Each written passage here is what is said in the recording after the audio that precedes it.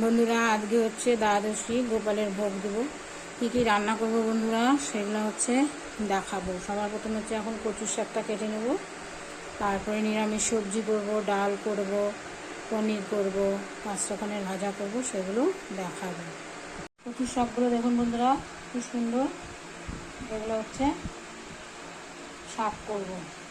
এই যে বন্ধুরা কচুর শাকগুলো ভালো করে কেটে নিয়েছি, এখন এগুলোকে একটু ধুয়ে নেব, ধুয়ে এটাকে ভাপিয়ে নেব, ভাপিয়ে নিয়ে রান্না করব। কড়াইতে জল বসিয়ে দিয়েছি, এখন হচ্ছে কচুর শাকগুলো দিয়ে দেবো,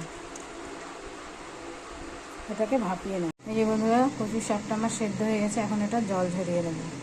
কচুর শাকটা জল ঝরানো হয়ে গেছে, এরকম ঝাঁঝরা গামলার মতন।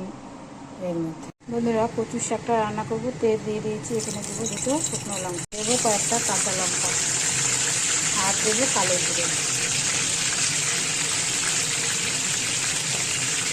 কচুর শাকটার মধ্যে একটু হলুদ দিয়ে দেবো, আর দিয়ে দেবো হচ্ছে লবণ, দেবো হচ্ছে মিষ্টি। ফোড়নটা হয়ে এসছে, এখন কচুর শাকগুলো দিয়ে দেবো। কচুর শাকটাকে হচ্ছে ঢেকে দিলাম। কচুর শাকটা হয়ে গেছে, এখন হচ্ছে এটাকে নামিয়ে দেবো।